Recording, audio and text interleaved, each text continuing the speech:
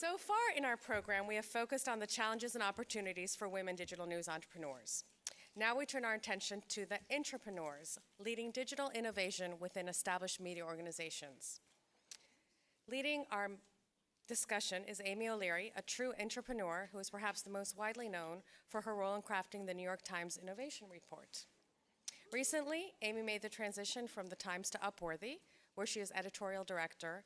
And in the hour ahead, Amy and the four panelists will consider the challenges and opportunities for women digital intrapreneurs. Thank you. Great. So first, I just want to start to introduce our panel today. Here on my left, we have Mandy Jenkins, the news editor for Storyful, a social news agency. Lakshmi Chaudhry, the executive editor and co-founder of firstpost.com, which is India's largest standalone news site. Youyoung, the senior editor for development and strategy at the Huffington Post, and Shazna Nessa, the director of journalism at the Knight Foundation. So with that, I wanted to open and ask each of the four of you to talk about a time where you have either led or had a major hand in launching or developing something new at your organization, and what was the key factor that allowed you to be successful in doing that? Mandy? All right.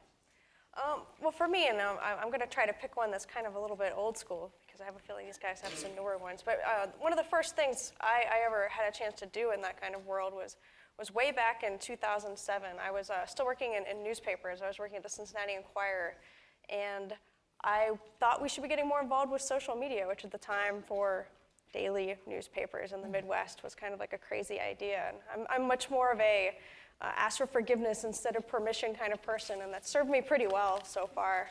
But at that time, I just sort of developed a big social media plan, like a 20-page Jerry Maguire-esque manifesto, dropped it on my publisher's desk and on the desk of our editor, just made the case that this is what we should be doing. I should be a social media editor. We should be building these kinds of products. I should be doing this kind of work.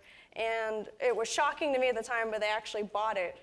And by the January of 2008, that was the role I was doing. We were rolling out new teams for moderating comments, for using Twitter, using Facebook in the newsroom. People thought it was kind of crazy at the time. But that was one of the first of many kinds of projects like that I got to undertake. And it's probably one of the ones that showed me that maybe I can just do my own thing, and hopefully everyone else will just follow me after a while. And what did you think was the key to your success? You said you thought it was crazy, that you didn't think they would buy in, but they did. So right. What led to that? Well, I think the key for one thing was having data to go into it to sort of see what was happening in other industries and in other cities. But also, I think the key is getting a champion internally who can kind of help make that happen. You know, I was not even close to being a senior person in that newsroom, but getting people who were senior people onto my side was really a big key for me to help push that through. Great, thanks. Lakshmi, can you talk a little bit about your great experience with this? Well, so First Post itself was the big new thing that I was a co-founder for. We are owned by something called Network 18, which is India's largest media conglomerate. And so buy-in was important. The person who owned Network 18 at the time was very keen to do India's first standalone digital news site. All the digital news sites were legacy news sites, either attached to a TV channel or a newspaper. And so he just sort of hired the first person, and then they hired 3 other people, which included me. And we just sat in a room and came up with our own idea about what we wanted this site to look like. And I think a lot of people don't get that kind of freedom. We were actually fairly idealistic in the sense we didn't want to do either Bollywood or cricket in India, which, you know, so other than disabusing us of like fanciful notions like that, they pretty much, I think what really served us well was courage. That you will never know when you're going in and starting something new, and especially when you have the pressure that, you know, you have buy-in from the top. So there's a desire to show results quickly. And I think that's a mistake. I think what you go in and you say, well, because in any digital product, in the end, it's the audience response is something you will never know. So you go in saying, okay, we're going to do these 10 things and we'll see how they work. And you go in with some humility and flexibility and without fear. So I think humility, flexibility, and no fear So you can say, okay, that didn't work, let's try this. And managing expectations, I think that's really important. So when they come in and they say, do not be niche. I don't want you to be niche, you must be big. So you have to make sure that you're on the same page about what big means. And Wait, did that happen to you? Did someone tell you not to be niche and go huge? oh with your yeah, site? Okay. yeah. No, that is the only message from the very upper management. We do not want to be niche. I think they had this horror that they'd hired basically, 4 people. Most of us had been in the States and were very idealistic. And they were worried that we'd have this wonderfully intellectual site that had sections called ideas and things like that. Didn't want to do Bollywood. And they're terrified we're going to, produce a niche site. And there's... So how did you manage their expectations then? So in the sense of, we were very good about saying, every time they would throw a number at us, we'd say, oh no, you're crazy. But then we would try and do really well. So we were flexible. So we did Bollywood. In fact, we had an entertainment section that we called only Bollywood because we knew no one would go into that section if we said entertainment. So we were terrible. We did all sorts of things in that section, but it was always called dutifully Bollywood until about, I think, 6 months ago. And we paid attention to traffic. We didn't think we were too big, or too intellectual. And so we gave them the numbers that made them happy, not the numbers that they had in their head, but as long as they felt that we were growing exponentially, and we were giving them the kind of audience that they were really seeking, which were politicians and intellectuals and authors, and big numbers, we were able to manage those expectations. Youyoung, could you talk a little bit about a similar kind of project that you've been a part of? Yeah. So I think for me, one of the most important things about creating a new product or doing digital innovation is looking at exploratory data. So you might have a hunch about something, but you don't really know if it's right or wrong unless you actually look at the numbers that reveal something that you might think. So for instance, we took a look at the top performing mobile stories across the site in 2014, and we had a hunch that the women's stories, especially these blogs that were about personal essays, were doing really well, but they were doing extremely well, almost a 3-to-1 ratio from mobile to desktops, which means that people were coming from Facebook. Facebook is a large driver of traffic for us, and especially on mobile. And at 9 to midnight, they were going to our site and reading 5 reasons you should have sex with your husband every night, or a letter from an ex-wife to her husband. So these were all really interesting things, and taking that data and then knowing what to do with it is really important. So we want to increase engagement on mobile, meaning that people go into our site, they enter the mobile web, and they bounce right back out. You go to any kind of site from your phone on social media, and you kind of read one article, and then you X out of it, return back to Facebook or on Twitter. We want to increase recirculation. So by sticking these stories that had done really well in 2014, these evergreen top-performing stories, adding them in a recirculation widget, it's a real driver of adding another page view. So that's sort of an example of how exploratory data helped us conceive a new product. Right. Now, Shazna, you're at the Knight Foundation, but have also worked at the AP and Condé Nast. Are there examples of projects? Yeah, so I came into newsrooms through a side door. I began as an interactive designer in the mid-90s, and I went to work at the AP. So being an interactive designer in the mid-90s at the AP, you're kind of the strange person that nobody really knows what you do. So that has always been my comfort zone, just that role, and it's sort of replicated itself throughout my career. I think what has been successful to me is maybe building on what Lakshmi was saying, is patience. Making change in big organizations does take a long time. And I think in my last role at the Associated Press, I seeded, I think it was 4 or 5 things that then became core to the whole newsroom. And I did those all in very sort of stealth mode. And that includes social media, the social media strategy at the AP, the interactive team, so the idea that we have developers in the newsroom. And I was very proud because I think we were one of the first newsrooms where we brought developers in who reported into news and not to technology. So wait, how do you do that in stealth mode? Because that seems like who are these Well, new that people was, in the newsroom? That was less stealthy because that I actually had to go and make sure my colleagues in technology weren't going to freak out, and they were actually very supportive and happy that I had gone and talked to them about it, talking to the executive editor about why we need these types of skills in the newsroom. So that comes through patience and building your trust and your credibility in the newsroom. So social media, data journalism, interactive journalism, and mobile journalism. And I say it took a long time. It took 5 years to be able to seed those things and then push them into the wider newsroom. So I think patience comes with it, and it's frustrating. And I think that frustration, you should feel frustration, but it shouldn't be a reason to not do that type of work, because that frustration will pop up in any work you do. It will just be a different place. So I think the impact is worth it to stick through it. Now, the five of us were chatting a bit before the session, and we were talking a little bit about how it's so important to get buy-in on projects. And this was the one area where I think the group all agreed that gender does sometimes play a role. I'd love it if you guys could each speak a little bit to how you have used your skills as a person, but also dealt with both the sort of opportunities and challenges of being a woman in these situations. We're trying to build a broad base of buy-in from technologists, business leaders, product people. How have those conversations gone for you, and what have you learned? All right. It's hard to sit right next to the moderator. Well, we can turn around. Youyoung, go.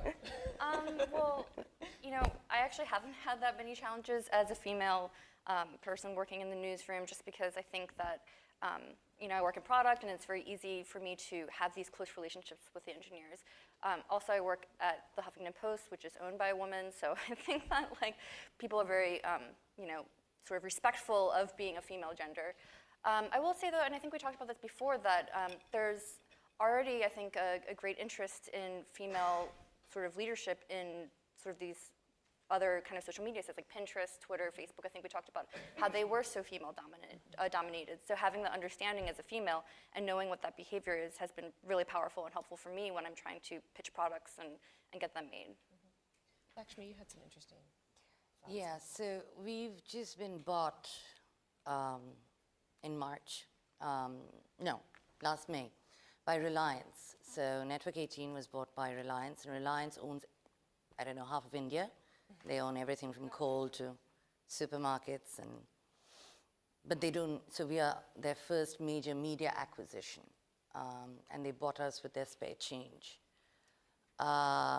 So obviously the entire top management left, and so everyone upstream now is different. And they don't understand media, and Reliance is a very male-dominated culture. All of upper management is very male. Whereas our previous owner was a co-owner with his wife. The primary founder of First Post, who he hired, was a woman. But now I have all men above me, and a lot of them who only know how to talk to other men. So how do you get buy-in from them when we're sort of at a critical stage? We've been there for 3 years. We're now up to 9 million uniques a month. But everyone now is jumping in the digital news game, partly because we've been very successful. So if you want to stay ahead, you need huge new investments and new expansions. And gender does play a role in terms of when you present your ideas, whether you're going to be taken seriously.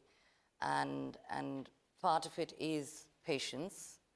I think if you think it's that bad that they're never going to listen to you, you should not be in that job. It's as simple as that, and that's a decision you should make at some point. I think you should do your best, and at some point, if you think your gender is always going to be something on the table, irrespective, then there's no point to it.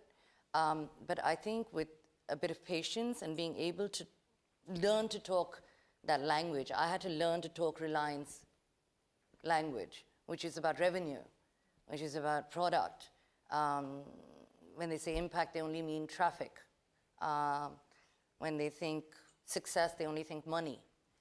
So but you have this digital news product which is doing pretty well, but they're saying, but to them it means nothing.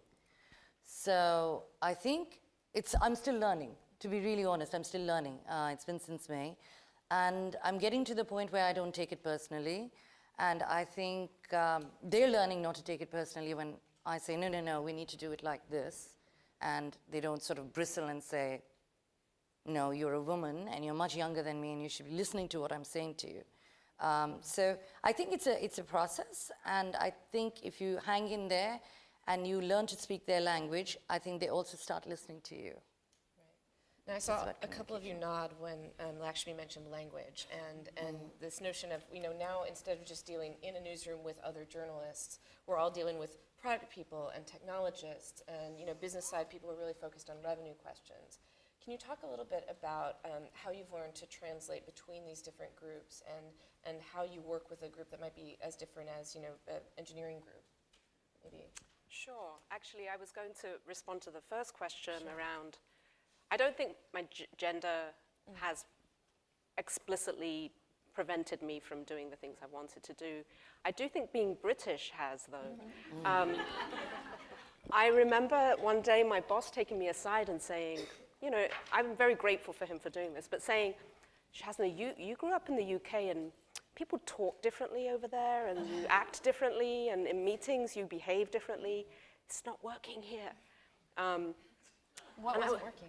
Well, we apologize a lot, and we're a little bit passive aggressive, and we don't say what we want. We want you to know what we want.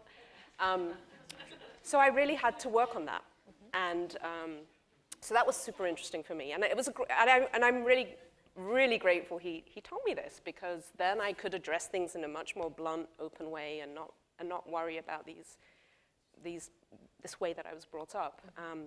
But as far as translating between the cultures, I think I was just really well placed to, because I kind of grew up with the internet, where you could be all of these things. You could be a designer, you could be a journalist, you could be a programmer, all at the same time. And so that translation was actually quite seamless for me. Maybe on the business side, there was some blocks, because everything was ROI and about show me the money. And obviously, when you're trying to experiment, you might not have a plan on how you want to make money. So that's where you do the stealth, when you want to experiment, and you experiment cheaply. You find cheap ways to do that. But generally, translation hasn't really been an issue. Right. But have you found it an asset to be able to do that? Absolutely. Yeah. It's been great that you sort of get pulled in to be at the nexus of, anything. I really strongly believe that we live in networked worlds now. I mean, our jobs are networked, our friendships are networked, and we have to be able to branch out like that, and in a less hierarchical manner, because that's how we get things done now. Mandy, did you? Yeah, no, I've been working for many years, at the kind of the intersection of business, of digital, product, of news, and when you're living in that nexus, you're kind of a woman without a country pretty often. You're not considered newsy enough for the news people to take you serious, or techie enough for a product to sometimes take you seriously, or business-oriented enough for business to take you seriously. So you kind of have to speak many languages sometimes in the same meetings, where you're talking to people saying, okay, well, I do know enough about this. I can convince you that I know about this, and I've been doing research on this aspect of things and building relationships on each of those teams. And honestly, for me, the hardest people for me to translate myself to have them really be open with me and work with me are people in editorial, which is funny because that's most of my background.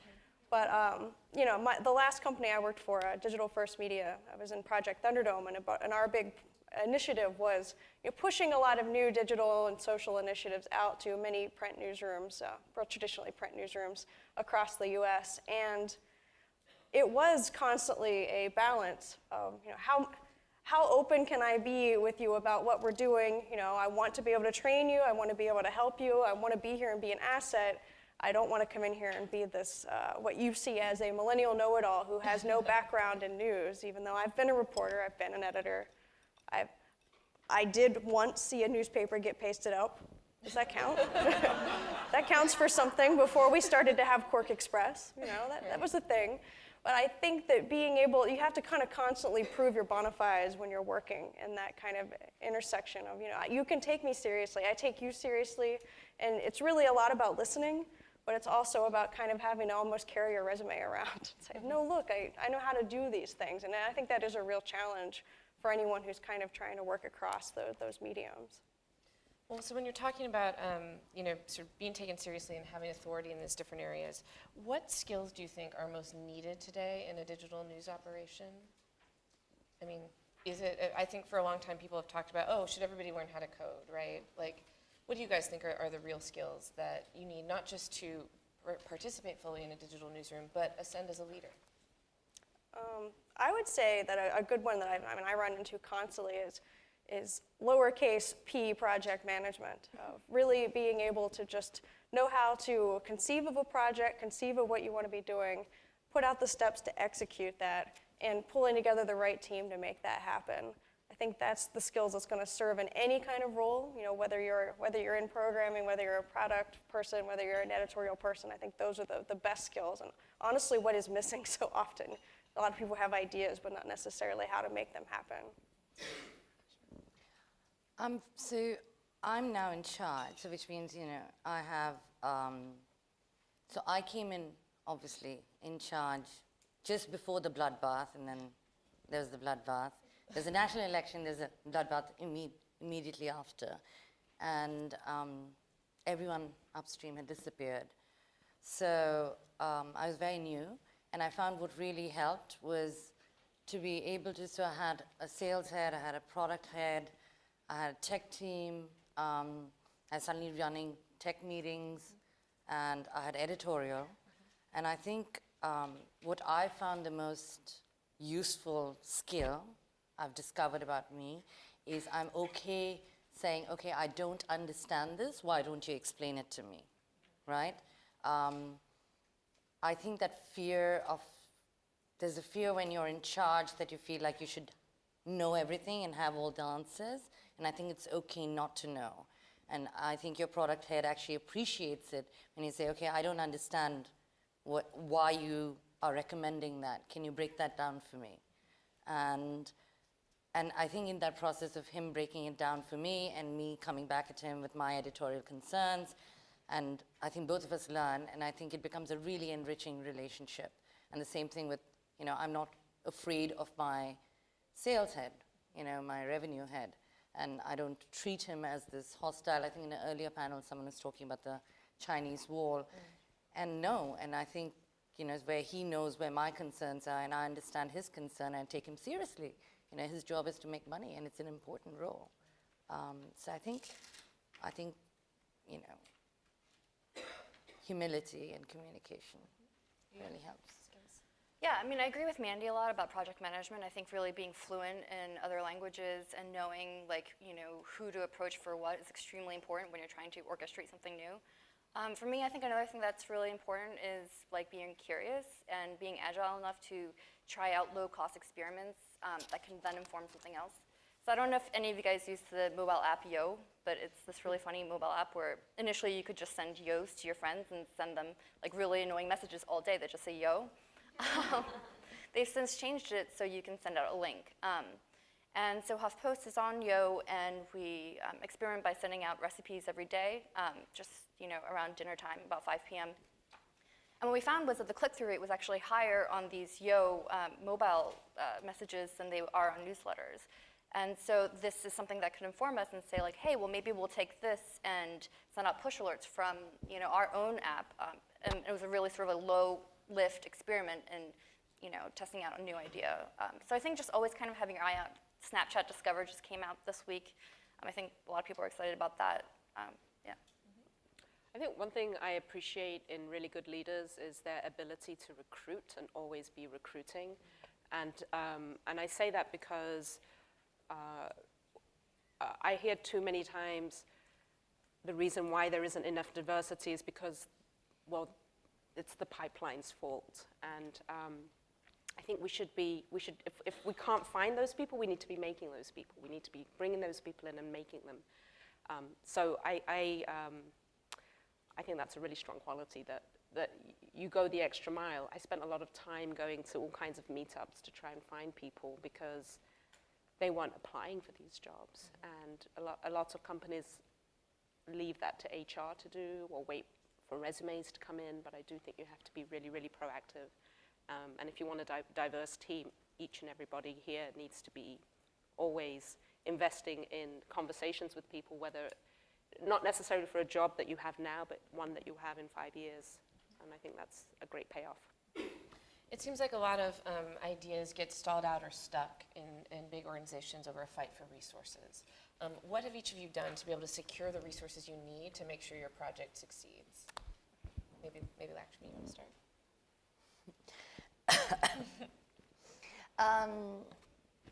I think in terms of getting resources,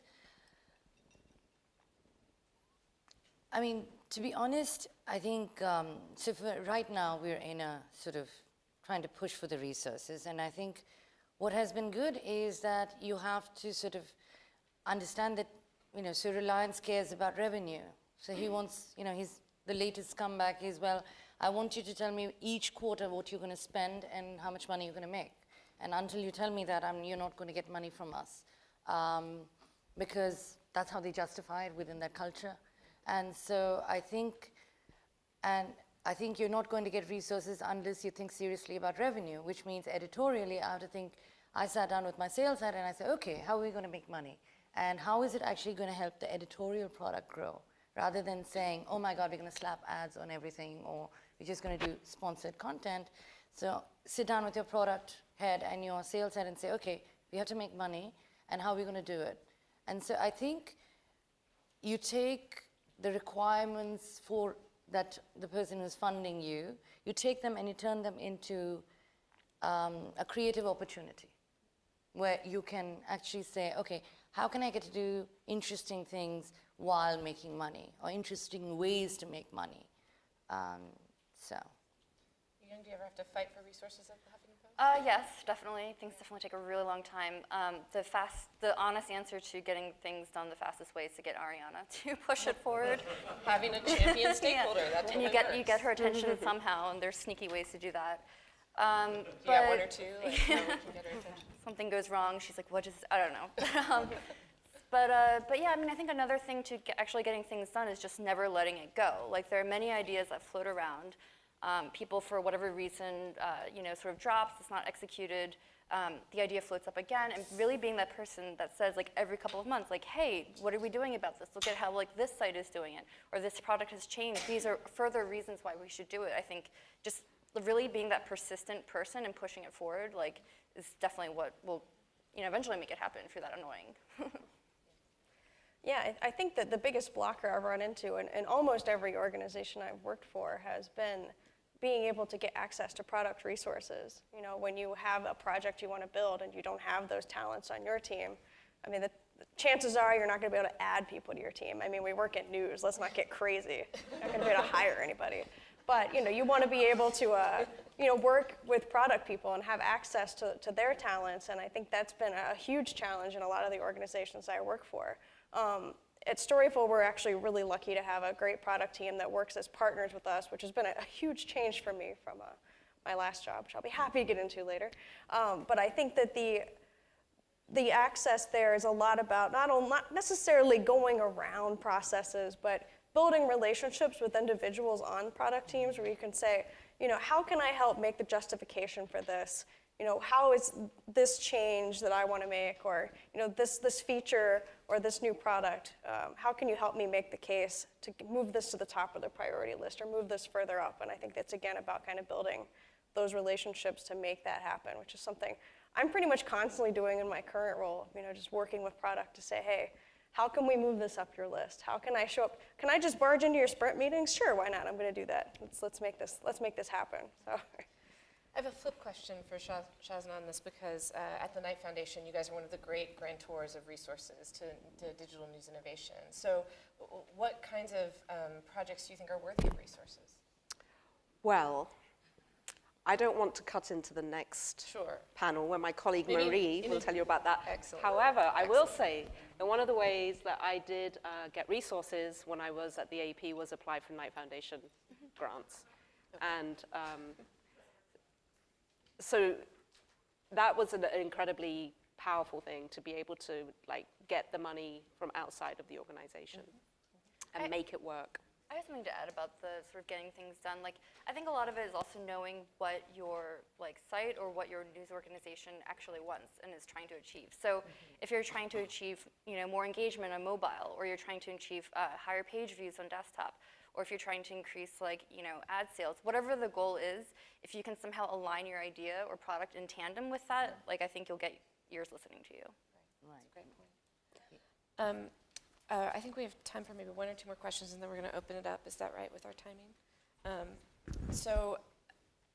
Tell me a little bit about the challenges of, you're all working in, and have worked in daily news organizations where there's the pressure and the crush of regular news to cover.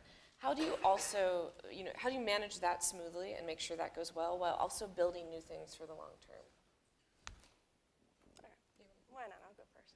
Now, this is something that's really a struggle of mine every day, because what Storyful is largely putting out is a ongoing 24/7 product to newsrooms. So it has to constantly be going. That beast has to be fed 24 hours a day, 7 days a week, every day of the year. And for me, the big struggle is trying to free up my staff's time to get them onto longer form type work, or maybe they want to do video documentary type work, whatever the case might be, but freeing them up to pursue the things that they're really interested in. And so a big part of that is, for one thing, I've met with everyone on my staff to kind of get an idea of what their expectations are, what they'd like to do more of. A lot of it we can apply in our daily work, which is great. Someone, I really want to go in depth on Ukraine and Russia. Great, you can be our Ukraine and Russia go-to. You're going to build out all of our resources, do our editorial planning. And that's not necessarily a new product, but it's a huge new initiative for us to be able to have more news in that region if someone wants to step forward on that. And I think too, just seeing the skills that I have across the team, seeing the ones that maybe could be built up more, the ones who want to learn new languages, who want to sharpen their video skills, because then from there I can sort of assemble my super group, Avenger style, inside of my newsroom to help pursue those longer form projects that we want to do, or pursue those documentaries and whatever our new products are going to be from that. And that's how we've been doing it, and I think that's going to continue to be a thing for us. It's just kind of working with what we have, because those people really want to be involved in that kind of work. Lakshmi, how do you balance this? So, personally, it's a huge time management challenge. So literally, I have to carve up my days. So I have to say, okay, early morning is all editorial, and then I'll do my meetings, so I literally have to be very disciplined about how I manage my time. But part of it is also, in digital newsrooms, there's a tendency of putting pressure on your staff to do everything. Multitask, you should tweet, you should do social, you should do this, and it's supposed to be, you're the new digital journalist who does everything. But what happens is then you don't build strength, and you don't build capacity, you don't give them time to do deeper, more meaningful work. So I always say staff well.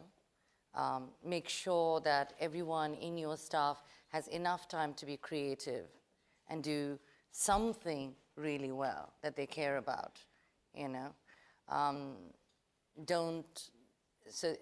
Don't give in to the temptation anytime you want to do something new. Just grab someone who's already in the newsroom and sort of put it on their plate. And I don't think that's really fair. Or if you're going to put it on their plate, then take something off their plate, or hire someone who'll do that with. So I don't really write anymore because I'm on product, but I can say that, HuffPost is so big that we have people in specialized roles that instantly can jump on a story, especially when it's breaking news. From a product side, I think we were interested in seeing how people digest and consume these news when it is breaking. So we weren't sending out push alerts, breaking news push alerts, or breaking news emails, and being able to come up with a clever way to distribute that information more quickly than just like Facebook and Twitter was something that was actually really effective and powerful. Yeah, I think something that has worked for me is just data, just always reassessing the output and seeing what works best and what's not working as well, and maybe stop doing what's not working well and reintroduce it another time down the road. For example, podcasts, right? And that's you just have to carve that time out to say, we need to invest in the future. These are the people who are going to be doing that, and the way we can put those people in those positions is because they're going to stop doing this because this isn't really working right now. So it's just always juggling. I think with that, I think we're ready to do questions. Yes, do we have, is there a microphone? Yeah, so, yeah. Hi. So I have a question that's, I guess, initially to Mandy, but Amy and anybody else who wants to address it. And it's really about something that Mandy and I have talked about and you've written about a lot, a couple of years ago especially, which is the career path or lack thereof or ambivalence about a career path for what I guess I will shorthand as digital-first journalists inside well, I want to say inside legacy newsrooms, but actually, Mandy, some of what you've written about is not just legacy newsrooms, it's even newsrooms that want to be digital. And you've been, in the past, somewhat critical about the fact that, people can get hired out of school in that first job or maybe even that second job, but like, where's the career path? And yet, just a couple of years later, we're sitting here, we're looking at all of you, at the Times where I know Amy just left, but there seems to be some recognition that there should be people on the masthead who are not just the traditional people. But I'd just like to get a sense of what you think about whether the whole notion of a real career path, not necessarily in the same place, but a career path for people who are digital first. Mandy, I guess to you first, do you feel like that situation is evolving and getting better? In short, yes. I do think it is something that's getting better, but I think it's very different from what it used to be like. I don't think that working in digital journalism anymore is like a ladder. You're not going from copy editor to copy chief, from reporter to city editor to managing editor, whatever the case might be. It's more like a jungle gym where, you're going to, sure, you can break in here and be a web producer or be a social media producer. There's not necessarily going to be that next level where you work. The person that's above you probably has 20 years of experience and used to be a reporter or used to be copy chief. There's not necessarily a place to jump to, so then that's when you have to go diagonal. You're going to go to another organization where they might have figured out that next level, go to another organization diagonally that they might have figured out that next level, because it was a huge frustration for me, and I think it is for a lot of people that I talk to, where they're like, well, I'm in my 30s, I've been working in digital journalism for a long time. All the jobs that are open or all the jobs that people want to hire me for are the same jobs they would hire a 22-year-old for, because they don't necessarily know how to translate my skills into an existing newsroom structure. And I think newsrooms are getting better about rebuilding that structure. I know that the Times Innovation Report was a part of that at the Times. You see that in startups where they're built very much in mind with, okay, what are the skills we need and how can we bring them in? But I think that really needs to happen, across the board at news organizations, to say how can we take advantage of people who have a whole digital background and getting them into management positions, getting them into places where they can lead teams and make a difference, and we can actually conceive of where their skills fit into our future in a way that's different than how it's been in the past. It's a related question to Barbara's. Amy, I've got to ask, when the announcement came that you left the Times, my Twitter stream had a cardiac arrest because you're talented and an innovator and a future leader, and everybody saw you on this path at the Times, and you left. I don't mean to make this about you, but how could a company like the New York Times keep really talented, brilliant innovators like you? What a company, you've talked from your perspective, talk from the company's perspective about what they should be doing to both keep, but more importantly, to empower you folks as innovators within the organization, as entrepreneurs truly. Well, there's a really great one-page document on this. It's called page 87 of the Innovation Report, where this was laid out really strictly. But actually, I really love Mandy's metaphor of a jungle gym. I don't feel like there are always enough places where if you're kind of, like us, I'm mid-30s, I've done a lot of different things at the Times.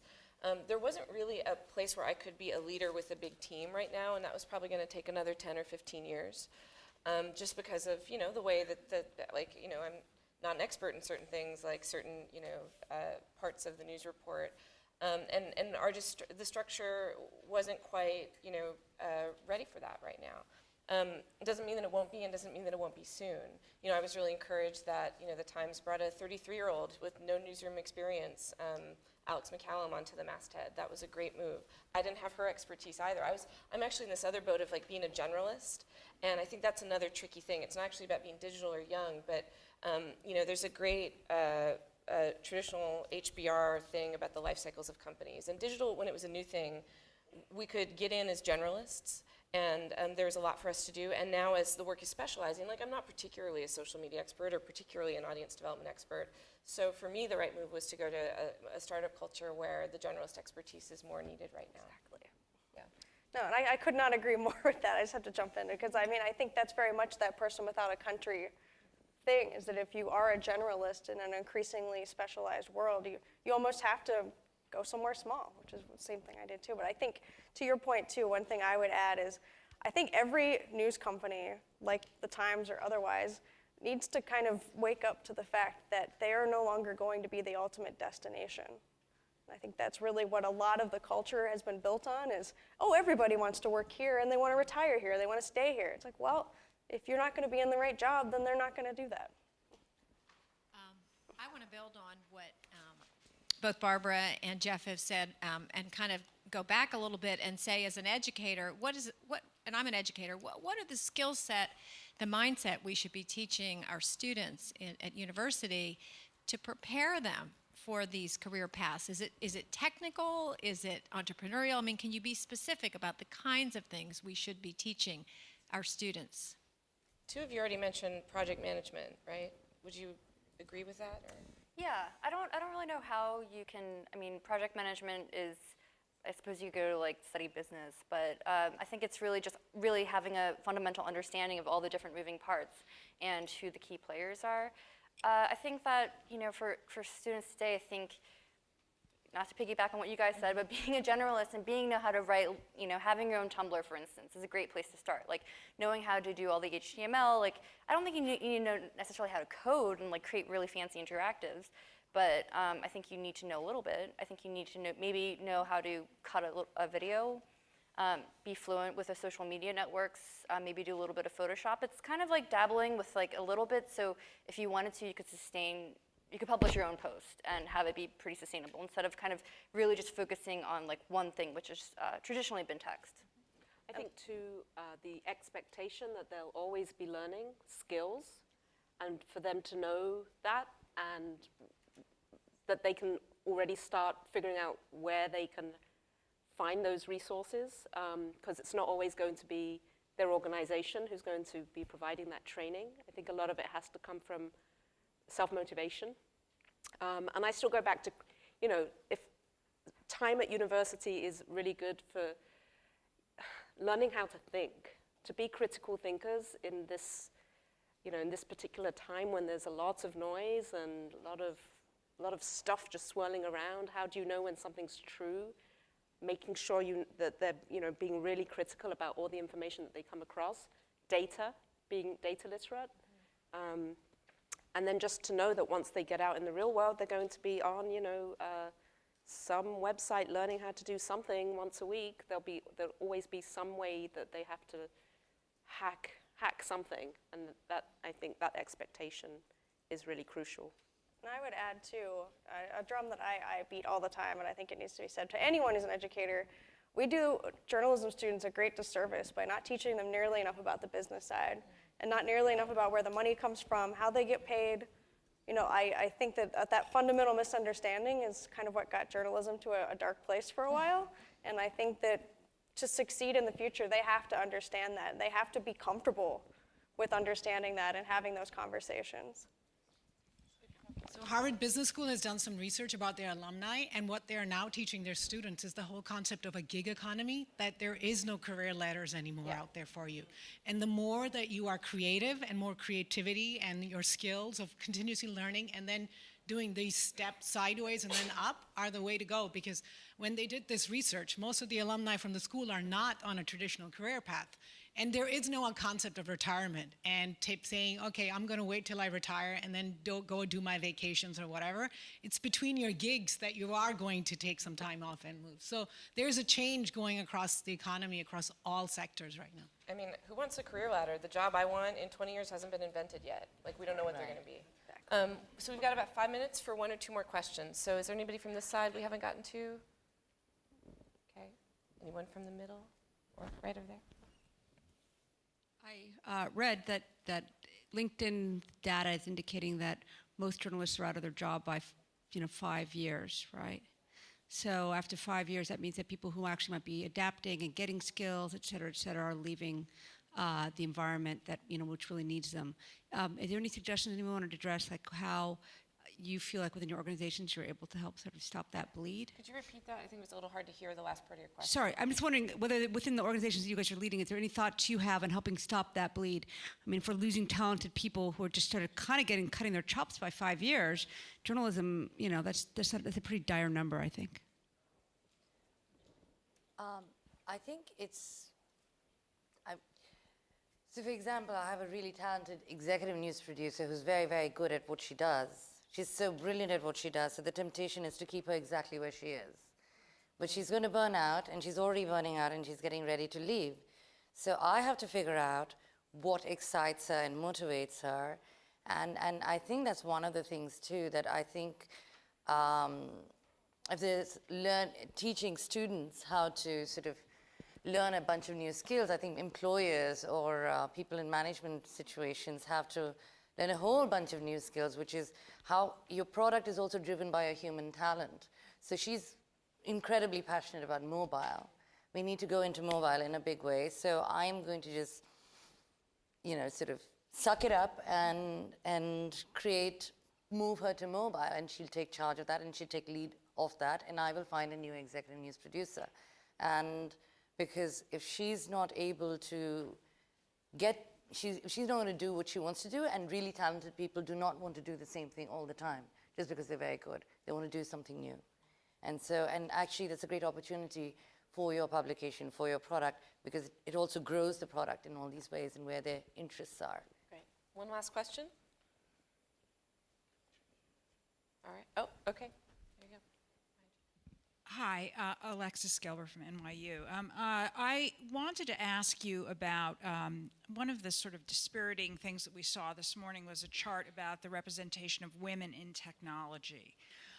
But then there's also, not necessarily represented by your own experience and professional lives, but the kind of dispiriting numbers of women in leadership positions in media organizations.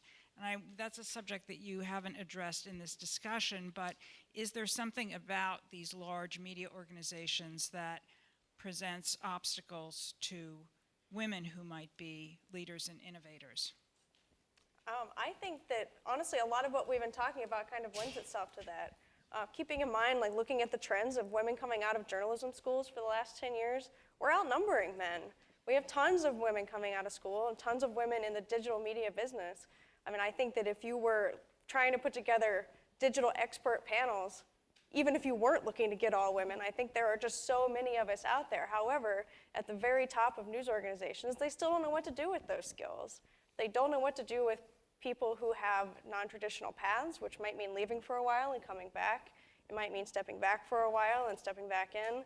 It could mean that I went to do something else and I came back. They don't know how to recognize new skills. They don't know how to recognize different kinds of career paths. And I think that ultimately is what's holding women back from getting up to the top, is that the organizations really don't have enough imagination to put them there. And I think that the best we can do at this point is, for one thing, to keep pushing that from wherever we are, but also continuing to mentor younger women, finding mentors above us who may or may not be women, but who can help us get up to where they are. I think that all these, that's kind of old-fashioned, but it still works. All right, I think that's all we have time for, but thank you all to all of our panelists.